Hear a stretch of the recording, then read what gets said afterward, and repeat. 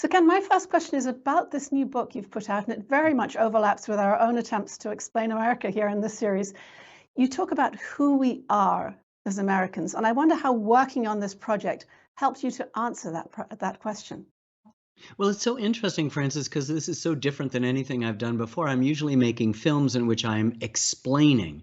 All my roots, though, are in still photography. My father, though an anthropologist, had a hobby of a still photography, and my earliest memory is of being in a darkroom with him. And then I went to Hampshire College in Amherst, Massachusetts, and my great mentor, Jerome Liebling, was not just interested in film, but in still photography. So it's the DNA of what I do in my films. And so this has been an idea incubating for 15 years where I would suddenly revert and permit those individual photographs without any kind of manipulation, no panning, no zooming, no Ken Burns effect, no explanation, just one photograph per page like an Aperture magazine monograph with a minimal caption, Gettysburg 1863, and talking to the picture on the recto if it's the verso and vice versa, and just proceed from the first photograph taken in America in 1839, of course, because it's America, it's a self-portrait of the photographer, all the way more or less to the present, and kind of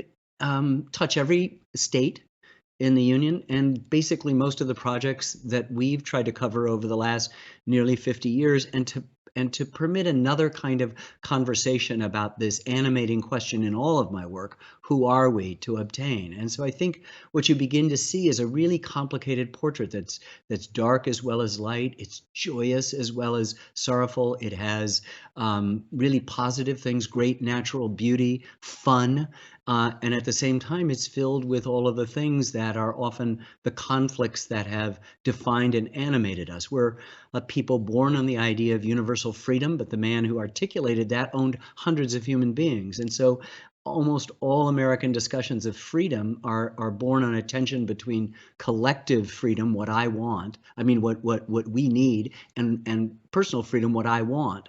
And then, of course, there's always the question of race and Native peoples and immigrants that are pushing at the corners of the official kind of authorized version of who we are. And the book was an attempt to try to um, break down some silos and place it all together. Of course, it's not our America, it's my America, and it's kind of presumptuous to do that. But I think in a period of division, if we can realize, I've been making films about the US for 50 years, but I've also been making films about us.